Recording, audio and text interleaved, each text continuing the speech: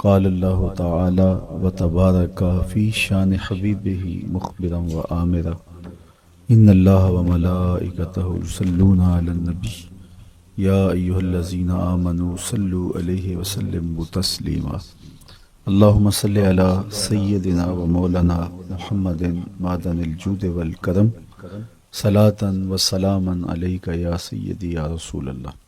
میں نے آپ کے سامنے قرآن مجید کے جو کلمات تلاوت کیے ان میں اسی حقیقت کو بیان کیا گیا۔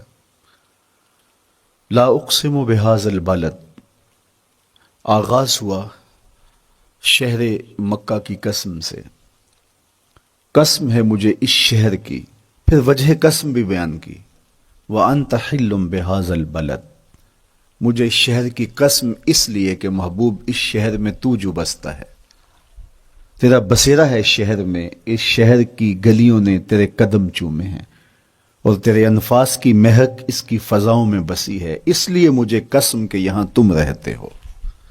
اللہ اکبر۔ علماء کے مابین اس بات پر اختلاف ہے کہ مکہ المکرمہ افضل ہے یا مدینہ النبی صلی اللہ علیہ وآلہ وسلم افضل ہے۔ ایک علمی اختلاف ہے، بعض نے کہا مکہ المکرمہ افضل ہے، دلائل دیے، بڑا وزن ہے دلائل میں۔ بعض نے کہا مدینہ رسول صلی اللہ علیہ وآلہ وسلم افضل ہے، دلائل دیے، بڑا زور ہے دلائل میں۔ لیکن شیخ عبد الحق محدث دہلوی علیہ رحمہ اسی آیت سے روشنی لے کر کے لکھتے ہیں کہ جب حضور مکے میں تھے تو مکہ افضل تھا، جب مدینے آ گئے تو مدینہ افضل ہو گیا۔ جدھر جدھر سے وہ گزرتے گئے مجد و شرف بھی پیچھے پیچھے رہا۔ چند لمحوں کے لیے ٹھہرے تھے تم جس پیڑ کے نیچے، نشور وحدی کا لہجہ دیکھیے کتنا دل آویز ہے، چند لمحوں کے لیے ٹھہرے تھے تم جس پیڑ کے نیچے، سنا ہے آج تک اس پیڑ کا سایہ مہکتا ہے۔ تو مکے میں ہیں تو مکہ افضل، مدینے میں ہیں تو مدینہ افضل۔ تو شرف ان کے وجود مسعود سے ہے، وہ جدھر جدھر سے گزرتے جائیں گے وہاں وہاں ہی نور پھیلتا چلا جائے گا۔ اور پیر نصیر الدین علیہ رحمہ کا لہجہ یہاں کتنا خوبصورت دکھائی دیتا ہے۔ ایک بار وہ جدھر سے گزرے ہیں نصیر، ایک بار وہ جدھر سے گزرے ہیں نصیر، بار بار ادھر سے بہار گزری ہے۔ تو کہا کہ قسم ہے مجھے اس شہر کی، یعنی شہر مکہ کی۔ کیوں اس شہر کی قسم؟ وَأَنْتَ حِلٌّ بِهَذَا الْبَلَدِ، کہ محبوب اس شہر میں تمہارا قیام ہے، اس شہر میں تمہاری رہائش ہے، تمہارے انفاس کی مہک ہے اس شہر کی فضاؤں میں، اور تمہارے قدموں کو چھوا ہے اس شہر کی گلیوں نے، اس لیے قسم کہ یہاں آپ رہتے ہو۔ وَوَالِدٍ وَمَا وَلَدَ، اور قسم ہے باپ کی، اور قسم ہے جو اس کی اولاد ہے۔ والد سے مراد کیا ہے اور ما ولد سے مراد کیا ہے؟ تو اس کے بارے میں ایک قول یہ ہے کہ والد سے مراد حضرت ابراہیم علیہ السلام ہے، اور ما ولد سے مراد حضور علیہ السلام جو ان کے فرزند ہیں۔ ایک قول کے والد سے مراد حضرت آدم علیہ السلام ہیں، اور ما ولد سے مراد ان کی ساری ذریت اور نسل ہے۔ تیسرا قول کہ والد سے مراد حضور علیہ السلام ہیں، اور ما ولد سے مراد حضور علیہ السلام کی ساری امت، حضور علیہ السلام کی ساری آل اطرت، حضور کے اصحاب۔ لیکن علماء نے پہلے قول کو ترجیح دی کہ مکہ المکرمہ کی قسم کی گئی تو پھر مناسبت بنتی ہے کہ حضرت ابراہیم کا ذکر بھی ہو، تو اس لیے والد سے مراد حضرت ابراہیم ہیں، اور ما ولد سے مراد حضور علیہ السلام کی ذات ستودہ صفات ہے۔ تو تین چیزیں ہوئیں جن کی قسم کی گئی۔ سب سے پہلے شہر مکہ کی قسم کی گئی، پھر حضرت ابراہیم علیہ السلام کی قسم کی گئی، اس کے بعد حضور علیہ السلام کے مبارک وجود کی قسم کی گئی۔ تین قسمیں کر کے کہا کیا گیا، چونکہ جو خالی ذہن شخص ہو، جب اس کو کوئی بات بیان کی جائے تو قسم سے آغاز نہیں کیا جاتا۔ متردد الذہن کو کوئی بات کرنی ہو تو قسم سے آغاز کیا جاتا ہے، یا پھر آپ جس مضمون کو بیان کرنے جا رہے ہیں وہ اتنا اہم ہے کہ اس کی اہمیت کو اجاگر کرنے کے لیے آپ کو قسم کرنا پڑتی ہے۔ تو یہ جو ماں باپ کا مضمون ہے جس کو میرے رب نے بیان کیا، اس سے قبل ایک نہیں، دو نہیں، تین قسمیں کی، تو پھر کان تو کھڑے ہو گئے، سماعتیں تو بچھ گئیں کہ وہ کون سی شے ہے جس کو بیان کرنا مقصود ہے، اور اس سے قبل قسم پہ قسم کی جا رہی ہے۔ قسم محبوب شہر مکہ کی، قسم محبوب تیرے والد بزرگوار حضرت ابراہیم علیہ السلام کی، اور قسم تیرے پاکیزہ وجود کی۔ اب انسان بالکل سماعتیں بچھا کے منتظر ہے کہ قسم کی کس بات کی جا رہی ہے، کس بات پہ قسمیں ہو رہی ہیں۔ تو جواب آیا، قسم محبوب شہر مکہ کی جس میں آپ رہتے ہو، قسم آپ کے والد بزرگوار حضرت ابراہیم علیہ السلام کی، اور قسم آپ کے پاکیزہ وجود کی۔ لقد خلقنا الانسان فی کبد، ہم نے انسان کو مشقتوں میں رہتا پیدا کیا ہے۔ یعنی انسان کی زندگی کے اندر مشقتیں، مشکلیں، آلام، مصائب، حالات کی تلخیاں، سخت مراحل، یہ اس کی زندگی کا حصہ ہے، اور ہم نے اس کو ڈیزائن اس طرح کیا ہے کہ یہ ان ساری مشکلات سے نہ بردآزما ہوگا اور حالات کی تلخیوں کا مقابلہ کرے گا، اور خیر و شر کے ساتھ ساری زندگی اس کا تعلق رہے گا۔ تو یہ اگر سخت جان ہوا تو زندگی میں کامیاب اور بامراد ہوا، اور اگر یہ کمزور ہوا تو پیچھے رہ جائے گا۔ اور اس کے لیے جو قسمیں کی ہیں وہ تین ہیں۔ قسم کا اور جواب قسم کا تعلق ہوتا ہے، یعنی جس پہ قسم کی جا رہی ہے تو جو قسم کی جا رہی ہے اس کا کوئی آپس میں تعلق ہوگا۔ جب پھولوں کا ذکر کریں گے تو پھر اس کے متعلقات ہی بعد میں بیان کریں گے۔ کسی نے کہا تھا جنگل میں کوئی مے خار مرا ہے، جنگل میں کوئی مے خار مرا ہے، اسے انگور کے پتوں کا کفن دو۔ میاں جنگل میں مرنے والے شخص کو کسی اور درخت کے پتوں کا بھی تو کفن دیا جا سکتا ہے، لیکن صاحب مرنے والا مے خار ہے، اور شراب کشید کی جاتی ہے انگور سے، تو اس کو تو ٹھنڈ تب بھی پڑے گی کہ انگور کے پتوں کا کفن دیا جائے۔ تو مناسبات ہوتی ہیں۔ تو اب جب قسم کی گئی تو قسم تین چیزوں کی گئی، اور اس کی جواب قسم سے مناسبت کیا بنتی تھی؟ انسان کو مشقتوں میں رہتا پیدا کیا گیا، حالات کی تلخیوں سے گزرتا ہے، سخت تربیتی مراحل سے اس کو گزرنا پڑتا ہے۔ تو اس چیز کو بیان کرنے سے قبل تین قسمیں کی گئی۔ پہلی قسم میرے حضور کے پاکیزہ شہر کی، مکہ المکرمہ کی، اس لیے کہ مکہ المکرمہ میں دیکھ لیجئے کہ صحابہ اور حضور کے ماننے والوں نے کیسے تلخ زندگی کاٹی۔ شجر اسلام ثمر بار ہوا تو ہمیں تو یہ کھلے ہوئے پھول دکھائی دیتے ہیں، لیکن ہم نہیں بھول سکتے کہ بلال حبشی کی پیٹھ پہ کیسے کوڑے برسے اور احد احد کیسے پکارتے رہے۔ تو ہم اس منظر کو دیکھیں، مکہ کے ان حالات کو دیکھیں، تو اس لیے قسم کی مکے کی، اور پھر حضرت ابراہیم علیہ السلام کی قسم کی، چونکہ حضرت ابراہیم نے جس قدر اذیتوں سے گزر کر کے، مصائب آلام کا سامنا کر کے، حالات کی تلخیوں کا مقابلہ کر کے اپنا راستہ بنایا اور اپنے رب کی رضا پائی، وہ تاریخ کا ایک انوکھا باب ہے۔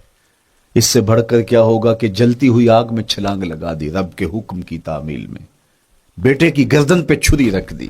یہ تماشا لب بام نہیں تھا، منا کی وادی میں وہ انوکھا واقعہ رقم ہوا کہ آج بھی تاریخ انگشت بدندہ ہے کیا ایک باپ، اور وہ اس بیٹے کو ذبح کرنے کے لیے آمادہ ہو گیا جو اس کی آنکھوں کا نور ہے اور دل کا قرار ہے، رب سے مانگ مانگ کے لیا، لیکن تعمیل ارشاد میں اس بیٹے کی گردن پہ چھری رکھنے کے لیے باپ تیار ہو جاتا ہے اور اس کو ذبح کرنے کے لیے آمادہ ہو جاتا ہے، حتیٰ کہ بیٹے کو لٹا لیتا ہے اور ہاتھ میں چھری پکڑ کے بیٹے کی گردن پہ رکھ کے پوری ہمت کے ساتھ جب چھری چلاتا ہے تو آواز آتی ہے فلما اسلم وتلہ للجبین ونادیناہ ان یا ابراہیم قد صدقت الرؤیا انا کذالک نجزی المحسنین۔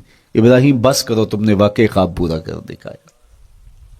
اپنی بیوی کو، اپنے نو مولود بچے کو وادی غیر ذی زرع میں چھوڑ آنا، جہاں کچھ بھی میسر نہیں تھا، یہاں آپ کو آپ کے ماں باپ چھوڑ کے جاتے ہیں، ایک خوبصورت آسودہ ماحول ہے، اور آپ کو جس مقصد کے لیے چھوڑ کے جا رہے ہیں تو وہ مقصد بھی آپ کی اور ان کے پیش نظر ہے۔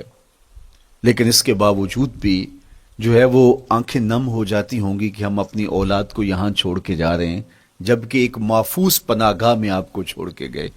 آپ کی تربیت کرنے والا ایک جو ہے وہ توانا طبقہ اور ایک توانا جو ہے وہ سٹاف موجود ہے جو آپ کی فکری، ذہنی، بدنی تربیت کے لیے کوشاں ہیں، لیکن اس کے باوجود بھی والدین محسوس کرتے ہیں لیکن اپنے نو مولود بچے کو وہاں چھوڑ کے جانا جہاں آب و دانہ بھی میسر نہیں تھا۔ مورخ اسلام فی جلندری نے اس وادی کا نقشہ کھینچتے ہوئے کہا، وہ وادی جس میں وحشت بھی قدم رکھتی تھی ڈر ڈر کے، جہاں پھرتے تھے آوارہ تھپیڑے بادے سر سر کے، جہاں پر گھاس اگتی تھی جہاں نہ پھول کھلتے تھے، مگر وہ سرزمین تھی آسماں بھی جھک کے ملتے تھے۔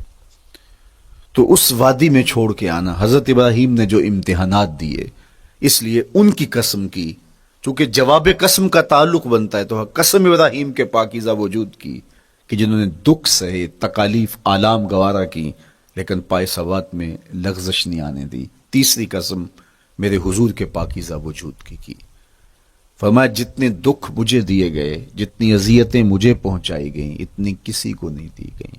پیدا ہوئے تو حضور کے باپ کا سایہ سر پہ نہیں تھا، پھر اس کے بعد حضور مختلف مراحل سے گزرے۔ 6 سال کی عمر میں ماں کا انتقال ہو گیا۔ جب راہ حق میں لوگوں کو دعوت رشد و ہدایت دینے نکلے تو جو لوگوں کے رویے تھے اور جو اذیتیں لوگوں نے پہنچائیں وہ ایک الگ باب ہے۔ مکے کی گلیوں سے لے کے طائف کے بازاروں تک جن اذیتوں سے میرے حضور گزرے، ام المومنین سیدہ عائشہ رضی اللہ تعالیٰ عنہ فرماتی ہیں ایک دن حضور کی بارگاہ میں حاضری تھی تو ہم نے عرض کیا حضور کیا احد کے دن سے سخت دن بھی زندگی میں کبھی گزرا ہے؟ صحابہ کی نظر میں اس دن سے سخت دن کبھی زندگی میں نہیں آیا، اس لیے کہ جب 70 صحابہ کی لاشیں پڑی تھیں، حضور کے چچا حضرت امیر حمزہ شہید کر دیے گئے، اور نہ صرف انہیں شہید کیا گیا، ان کا مسئلہ کیا گیا، اعضائے بدنیاں کاٹ دیے گئے، ناک کاٹ لی گئی، زبان کاٹ لی گئی، بدن چیر کے کلیجہ نکالا گیا، اور پھر ان اعضاء کا ہار پرویا گیا، اور ہندا نے گلے میں ڈال کے رقص کیا، آنکھوں میں نیزے چبھوئے گئے۔ تو یہ دردناک دن تھا۔ تو حضور کے سر انور پہ سفید رنگ کی پٹی بندھی تھی اور چشمان رحمت میں آنسو تھے، اور بار بار فرماتے تھے ما فعل امی، میرے چچا کی کہانی سناؤ۔ تو یہ دردناک دن تھا جو صحابہ نے اپنی آنکھوں سے دیکھا۔ تو انہوں نے کہا حضور کیا احد کے دن سے سخت دن بھی کبھی زندگی میں آیا؟ ان کا خیال تھا کہ حضور فرمائیں گے ہاں یہ میرا زندگی کا مشکل ترین اور سخت ترین دن تھا، لیکن حضور نے فرمایا ہاں عائشہ، جب طائف کے بازاروں میں تیری قوم نے مجھے پتھر مارے تو یہ دن احد کے دن سے بھی سخت تھا۔ حضور ان کے 3 سرداروں کے پاس پیغام حق لے کے گئے، لیکن انہوں نے آگے سے جو رویہ اختیار کیا وہ اتنا اذیت ناک تھا۔ حضور نے فرمایا کہ ٹھیک ہے، میں تمہاری خیر خواہی کا جذبہ لے کے تمہارے تک پہنچا ہوں، تم نے میری دعوت کو قبول نہیں کیا، تمہاری مرضی، تمہارا مقسوم، چلو اب یہ بات میرے اور تمہارے درمیان رہنی چاہیے، اس بات کو راز رہنا چاہیے، اہل مکہ تک یہ بات نہ پہنچے۔ انہوں نے کہا ہم کیوں راز رکھیں، بلکہ اوباشوں کے ہاتھ میں پتھر دے دیے، اور حضور جب واپس ہونے لگے تو وہ حضور کے پاؤں پہ سنگزنی کرتے، حضور اپنا ایک پاؤں اٹھاتے تو دوسرے پاؤں پہ مارتے، شدت درد اور احساس کرب سے حضور بیٹھ جاتے تو ان کے غنڈے دائیں بائیں سے بڑھتے اور کندھوں سے پکڑ کے حضور کو اٹھاتے اور مشق سنگزنی کرتے، نالین خون سے بھر گئے، لخت لخت زخمی ہوا۔ اللہ اکبر، کیا دردناک لمحے تھے، کیا تکلیف بری گھڑیاں تھی۔ تو کہا کہ جب طائف کے بازاروں میں تیری قوم نے مجھے پتھر مارے تو یہ دن احد کے دن سے بھی سخت تھا۔ اچھا، جب حضور پر اس طرح آلام و مصائب ٹوٹ پڑے تو حضور کے ساتھ جو صحابہ تھے انہوں نے کہا حضور ان کے لیے بد دعا کر دیجئے، تو میرے حضور بولے میں رحمت بن کے آیا ہوں، میں رحمت بن کے آیا ہوں۔ اللہ اکبر، ان کا تقاضا پہم بڑا تو حضور کے ہاتھ اٹھ گئے، اور پھر حضور نے جو کہا سنیے، اللہم اہد قومی فإنہم لا یعقلون، اے اللہ میری قوم کو ہدایت دے دے، یہ مجھے جانتے نہیں، اگر جانتے تو ان کا میرے ساتھ یہ رویہ نہ ہوتا۔ تو پتھروں کے جواب میں دعائیں دینا پیغمبروں کا حوصلہ ہوتا ہے۔ اللہ اکبر، مورخ اسلام فی جلندری نے کیا خوبصورت پیرائے میں نقشہ کھینچا کہ حضور ہاتھ اٹھا کے دعا مانگ رہے ہیں، الہی کرم کر کو سارے طائف کے مکینوں پر، الہی پھول برسا ان پتھروں والی زمینوں پر۔ تو حضور نے دکھ سہے، تکلیفیں سہی، اب 3 قسمیں کی۔ شہر مکہ کی قسم، جہاں حضور کے صحابہ نے تکلیفیں سہی، اس شہر کی گلیوں میں انہیں گھسیٹا گیا اور ان کو کچی کھالوں میں لپیٹ کے دھونیاں دی گئیں، انہیں اذیت ناک مراحل سے گزارا گیا۔ حضرت ابراہیم مشکل سے مشکل زندگی کاٹی اور رب کی رضا جوئی کے لیے کوشاں رہے، اور میرے حضور نے سخت ترین اذیتوں، مقاومتوں، مخالفتوں اور تکلیفوں کا سامنا کیا۔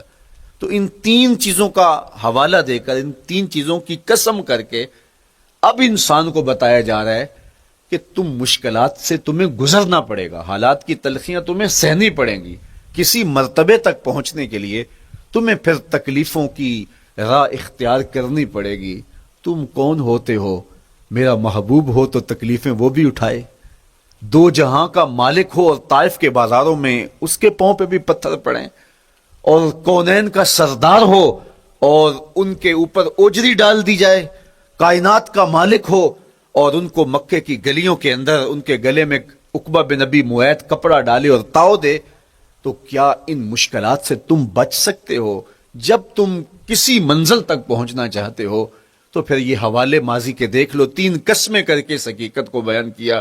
ابراہیم علیہ السلام کے وجود کو دیکھ لو، حضرت مصطفیٰ کریم علیہ السلام کی ذات ستودہ صفات کو دیکھ لو، اور مکے کی گلیوں میں صحابہ کے ساتھ جو ظلم اور جبر ہوئے اور انہوں نے جو مصیبتیں اور مشقتیں کاٹی وہ ساری دیکھ لو۔ تو 3 قسمیں کھا کر کے کہا کہ بے شک انسان مشقتوں میں رہتا پیدا کیا گیا ہے۔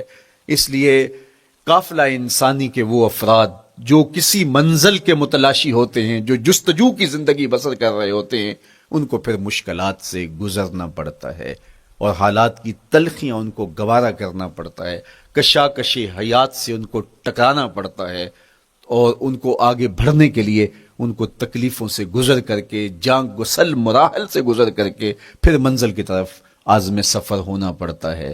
کیا میں نے اس خاکدان سے کنارہ، جہاں رزق کا نام ہے آب و دانا، پلٹنا جھپٹنا جھپٹ کر پلٹنا، لہو گرم رکھنے کا ہے ایک بہانہ، پرندوں کی دنیا کا درویش ہوں میں کہ شاہی بناتا نہیں آشیان۔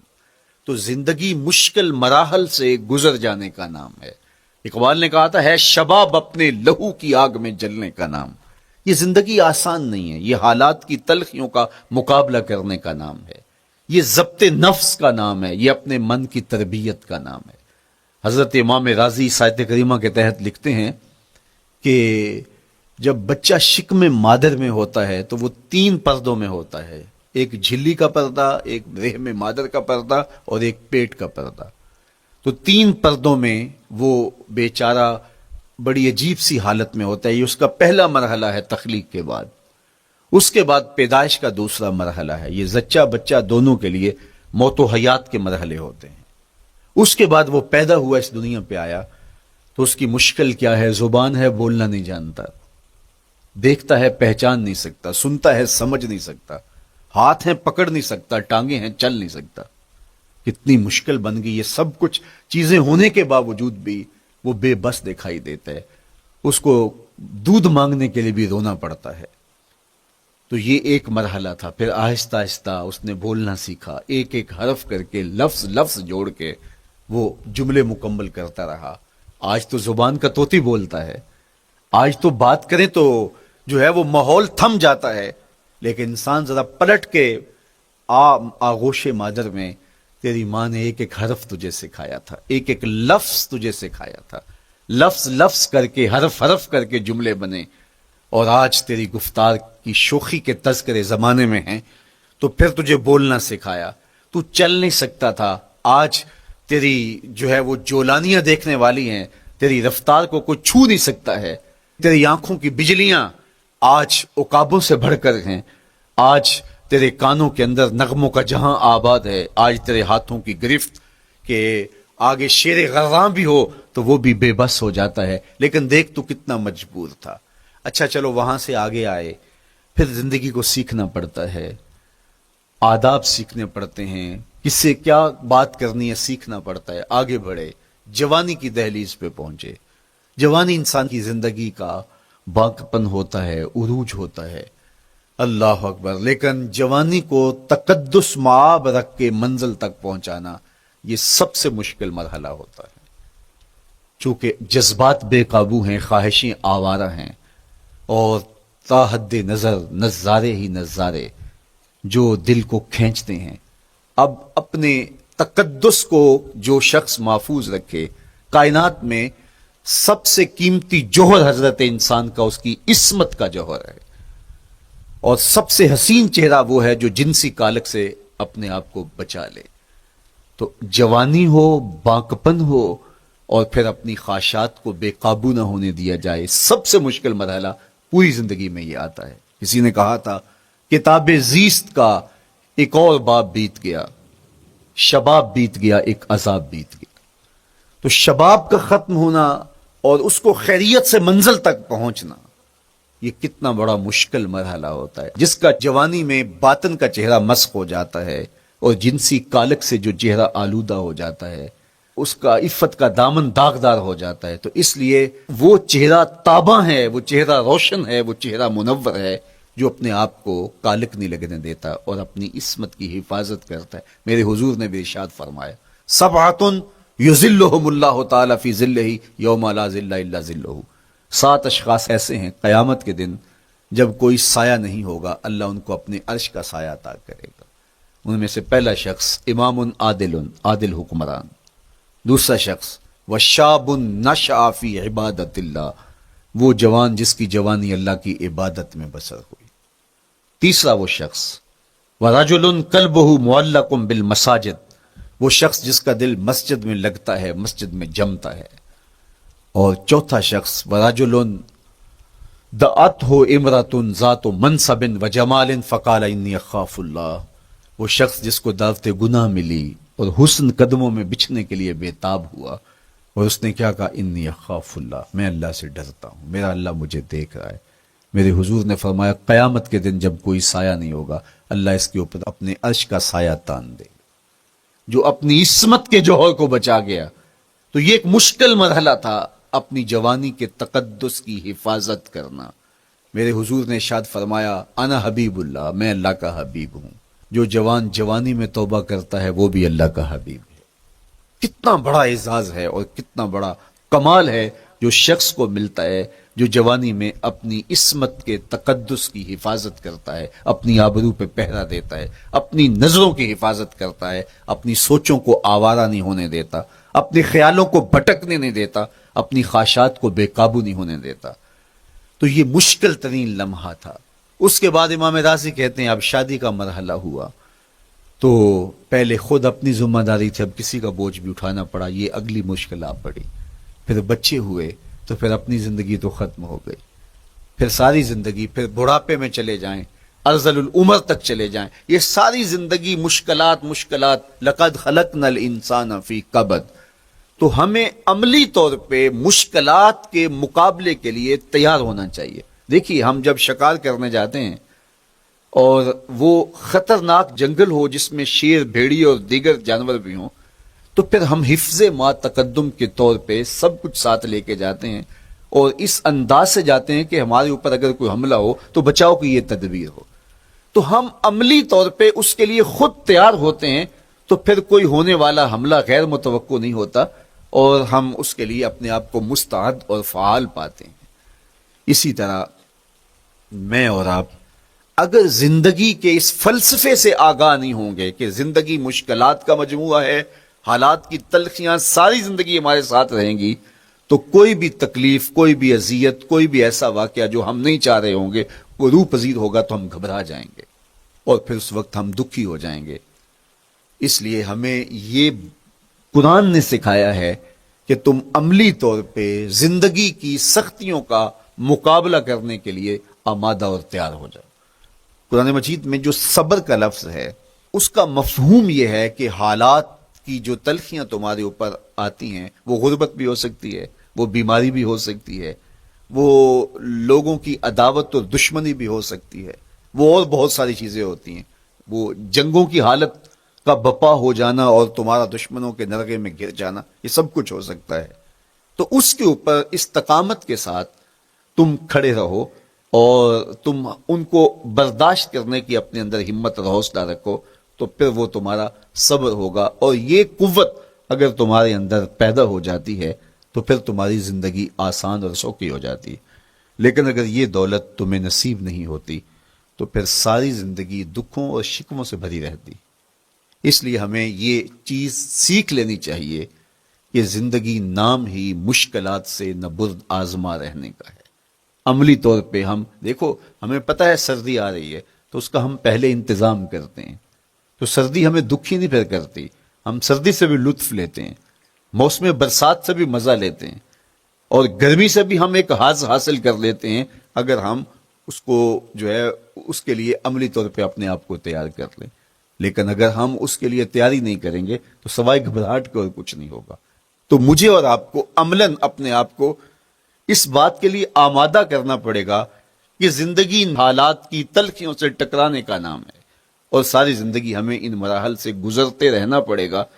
اور قرآن نے جو ہے وہ 3 قسمیں کر کے، اور 3 قسمیں بھی شہر مکہ کی اور محبوب کریم کے پاکیزہ وجود اور جناب ابراہیم علیہ الصلوۃ والسلام کی، تاکہ تمہیں پتہ چلے جب ان کو بھی ان مراحل سے گزرنا پڑا میں اور آپ کیا بیچتے ہیں۔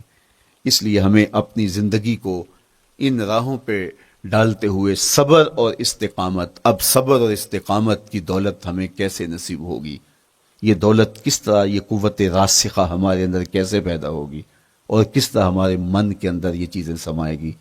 اللہ تعالیٰ کی خشیت، اس پر توکل، اس پر بھروسہ، اور اللہ تعالیٰ جل شانہ کی طرف سے ہر کام کے ہونے کا یقین ہمارے اندر یہ استقامت اور یہ حوصلہ پیدا کرتی ہے یہ چیز۔ اس لیے مجھے اور آپ کو اپنی پوری زندگی میں اس عمل سے گزر کر کے اپنے آپ کو مضبوط ترین صورتحال میں لا کے کھڑا کرنا پڑے گا، اور یہی زندگی کا جمال ہے۔ تو اب پھر دیکھیے قرآن کیا کہہ رہا ہے، لا اقسم بہذا البلد وانت حل بہذا البلد ووالد وما ولد، 3 قسمیں کی۔ اس کے بعد ارشاد فرمایا لقد خلقنا الانسان فی کبد، ہم نے انسان کو مشکلوں میں، مصائب میں، آلام میں رہتا ہوا پیدا کیا۔ کہتے ہیں جب حضرت انسان کی تخلیق ہوئی تو اس کا خمیر جب گویا جا رہا تھا تو اس کے اوپر 39 دن تک آزمائشوں کی، دکھوں کی، تکلیفوں کی بارش ہوئی، اور ایک دن خوشیوں اور مسرتوں کا می برسا۔ تو انسان کی زندگی کے اندر حالات سے ٹکرانا اور دکھوں کو سہنا اور دکھوں سے مقابلہ کرنا، یہ سیکھنا پڑے گا، اور جب انسان اس کو عملی طور پہ سیکھ جائے گا تو پھر زندگی کا جمال اور زندگی کا حسن نصیب ہوگا۔ دوسری بات، ہمیں اپنی زندگی میں 7 چیزوں کو اپنا اصول بنا لینا چاہیے، اور یہ 7 چیزیں وہ ہیں جو ہماری زندگی کو ایک خوبصورت سانچے میں ڈھال کر کے ہمیں ایک پاکیزہ اور ستھرا انسان بنا دیتی۔ پہلی چیز، التمسک بکتاب اللہ، اللہ کی کتاب سے جڑ جانا، وابستہ ہو جانا۔ جب ہم کتاب اللہ سے وابستہ ہو جائیں تو پھر ہمارے باطن کی اور نفس کی تربیت ہوتی ہے، اور پھر ہم وہ مطلوب انسان بنتے ہیں جو ہمارا رب ہم سے تقاضا کرتا ہے۔ تو اس لیے ہمیں اپنی زندگی میں اس چیز کو لازم کر لینا چاہیے کہ ہمارا کوئی بھی دن قرآن مجید کی تلاوت کے بغیر نہ گزرے۔ اپنے دن کا آغاز قرآن مجید کی تلاوت سے کیجیے۔ سورہ یاسین سے جو اپنے دن کا آغاز کرتا ہے سارا دن اللہ کی امان میں رہتا ہے، اس کی حفاظت میں رہتا ہے۔ اور اپنی شب کا آغاز سونے سے پہلے سورہ الملک کی تلاوت کریں، آپ ساری شب اللہ کی امان میں، اس کی حفاظت میں رہیں گے۔ اور قرآن مجید کو سمجھ کر اس کے مفاہیم و مطالب کے ساتھ ایک رکوع کم از کم پوری زندگی، اپنی زندگی کے نصاب میں آپ کتنا وقت مختلف امور کے لیے سر انجام دیتے ہیں۔ یہ کتاب انسانی ہدایت کے لیے، انسانی تربیت کے لیے، اس سے کوئی اور بہتر اور مؤثر جو ہے وہ نصاب نہیں ہو سکتا ہے۔ انسان سازی کا بہترین ذریعہ ہے یہ کتاب، اور اس کتاب کے ذریعے سے جو ہے وہ انسان پستیوں سے اٹھ کے بلندیوں تک جا پہنچتا ہے۔ اقبال نے تو کہا کہ گر تمی خواہی مسلمان زیستن نیست ممکن جز بقرآن زیستن، اگر تو مسلمان بن کے جینا چاہتا ہے تو قرآن کے بغیر ایک قدم بھی نہیں چل سکتا۔ تو آگے چل کے اسی نظم میں کہا کہ فاش می گوئم آنکھ در دل مزمرست، این کتاب نیست چیزیں دیگرست، اگر میں کھل کے بیان کر دوں جو میرے سینے میں چھپا ہے تو میں تجھے بتا دوں کھل کے یہ کتاب نہیں، یہ کوئی اور ہی شے ہے۔ کن لوگوں کو کہاں سے اٹھایا اور یہ کتاب کہاں تک لے گئی، جو باہمی جنگ و جدل میں الجھے ہوئے تھے اور حرف شناس بھی نہیں تھے، جو سواد آشنا بھی نہیں تھے، پھر انہوں نے جو ہے وہ روما کی سلطنت بھی الٹ کے رکھ دی۔ یہ کرشمہ تھا اس کتاب کا جس نے زندگی کا جمال ان کی روحوں کے اندر پیدا کر دیا۔ تو میں اور آپ اپنی زندگی میں قرآن مجید سے کبھی بھی دور نہ ہوں، روزانہ کی بنیاد پہ آپ تلاوت کلام مجید اپنی زندگی میں شامل رکھیں، انشاءاللہ اس کے اجالے دنیا میں اور آخرت میں آپ اپنی آنکھوں سے مشاہدہ کریں گے۔ حضرت امام احمد بن حنبل فرماتے ہیں میں نے رب سے کہا کہ مجھے اپنا قرب عطا کر، آواز آئی میرا قرب چاہتے ہو تو قرآن پڑھا کرو۔ یہ رب کی قربت کی بھی ضمانت ہے اور ضبط نفس اور باطن کی تربیت کا بھی ذریعہ ہے۔ اچھا، دوسری بات والاقتداء بسنت رسول اللہ صلی اللہ علیہ وآلہ وسلم، ہمارے لیے بہترین نمونہ ہمارے حضور علیہ الصلوۃ والسلام کی زندگی ہے، حضور کے دیا ہوا نظام حیات ہے جس پر حضور نے خود عمل کر کے دکھایا۔ میرا عشق رسول، میری محبت رسول اس بات کا تقاضا کرتی ہے کہ میں ان کے طریقہ حیات کے مطابق اپنی زندگی گزاروں۔ اسلام دعوے کی بات نہیں کرتا، دلیل ہم سے مانگتا ہے۔ آج میں کہتا ہوں میں عاشق رسول ہوں اور اتنا بڑا عاشق رسول ہوں کہ میرے جیسا زمانے میں دوسرا کوئی نہیں، میرے جذبات ایسے دکھائی دیتے ہیں آسمان کو چیر دوں گا اور زمین کو پھاڑ دوں گا، لیکن ہمسایوں کے ساتھ میرا سلوک بتاتا ہے کہ میں عاشق رسول نہیں ہوں، دوستوں کے ساتھ میرا رویہ بتاتا ہے کہ میں عاشق رسول نہیں ہوں۔ میں کسی سے وعدہ کرتا ہوں اور پھر اس پہ پورا نہیں اتر پاتا، تو صاحب پھر آپ عاشق رسول نہیں ہیں، آپ کچھ اور ہیں۔ عشق رسول تو یہ ہے کہ میرے محبوب علیہ السلام نے کسی سے عہد کیا ہے کہ تمہارے آنے تک میں یہاں کھڑا ہوں، اور وہ جا کے بھول جاتا ہے اور میرے حضور 3 دن وہاں منتظر رہتے ہیں۔ وہ اچانک گزرا اور دیکھا تو حضور علیہ الصلوۃ والسلام کھڑے ہیں، تو خود پریشان ہوا، صرف اتنی بات اسے کہی، صاحب تو نے مجھے مشکل میں ڈال دیا، تو نے مجھے مشقت میں ڈال دیا۔ عہد کیا ہے تو پھر اس کی پاسداری نبھا کے دکھائی۔ اللہ اکبر، میں اگر حضور سے محبت کرنے والا ہوں تو میرا رویہ بتائے کہ میں عاشق رسول ہوں، میری زبان پہ جھوٹ نہیں بول سکتی۔ آپ سے پوچھا گیا کہ مومن بزدلی کر سکتا ہے؟ کہا نہیں، بہادر ہوتا ہے، لیکن ہو سکتا ہے کبھی اس سے بزدلی سرزد بھی ہو جائے۔ پھر پوچھا گیا کہ مومن بخیل ہو سکتا ہے؟ کہا نہیں، سخی ہوتا ہے، لیکن ہو سکتا ہے کبھی اس سے بخل بھی سرزد ہو جائے۔ پھر تیسرا سوال حضور سے کیا گیا، مومن جھوٹا ہو سکتا ہے؟ فرمایا جھوٹا نہیں ہو سکتا، یہ پکی بات ہے کہ مومن جھوٹ نہیں بول سکتا۔ میں اور آپ اپنے رویوں میں دیکھیں کہ ہم کھڑے کہاں ہیں۔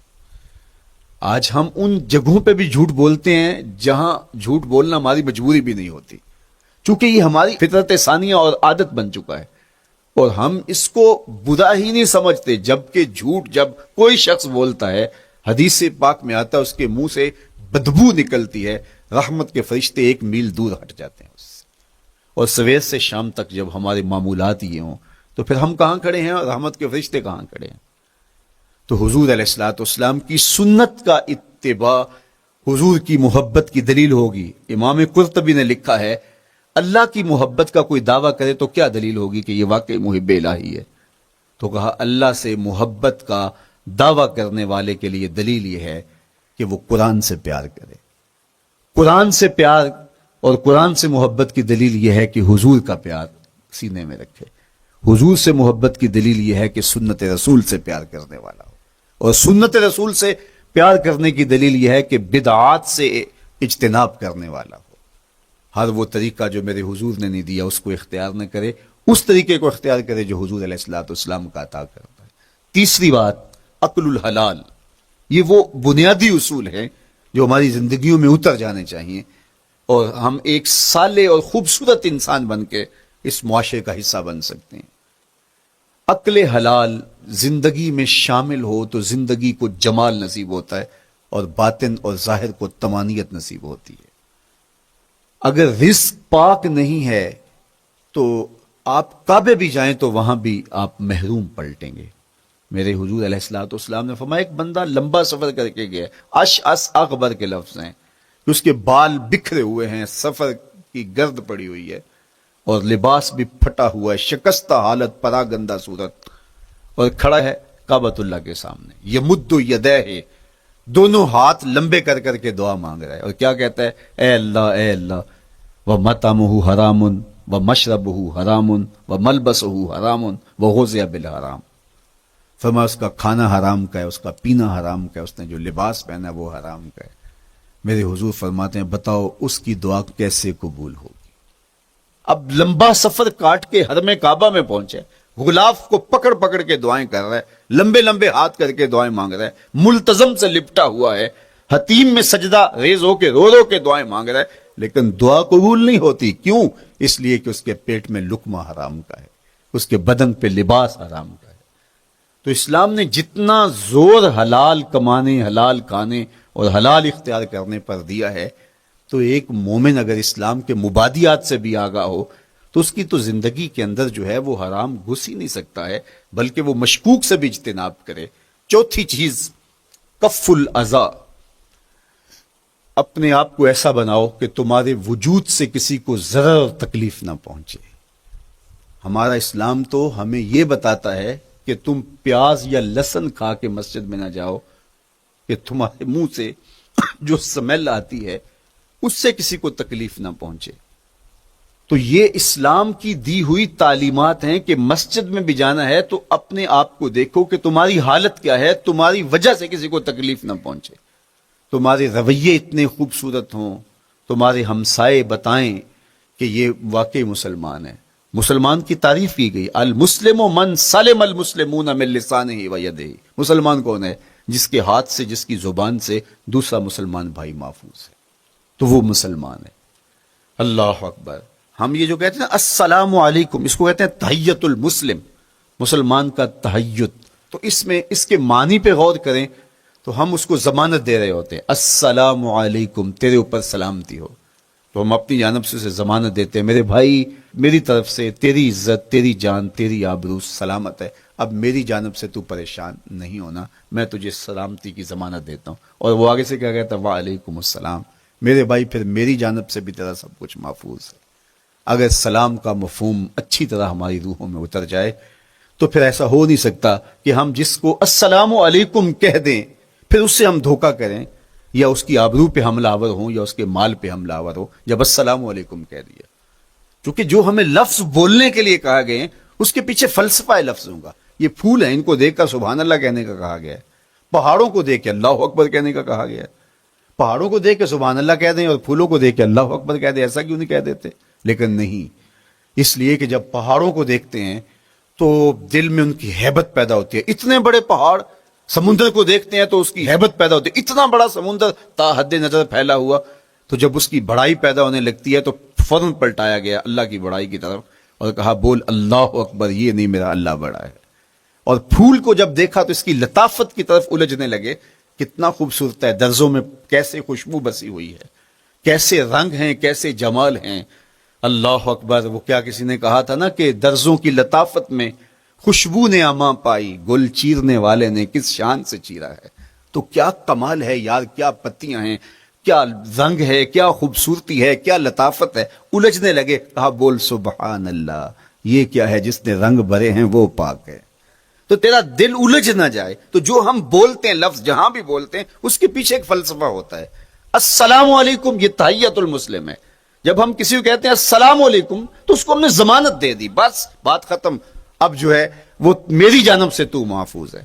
لیکن ہم سلام بھی لے رہے ہوں گے اور ہاتھ بھی کاٹ رہے ہوں گے اور اس کی جیب بھی کاٹ رہے ہوں گے, پھر سلام نہیں لیا, ہم نے منافقت کی ہے.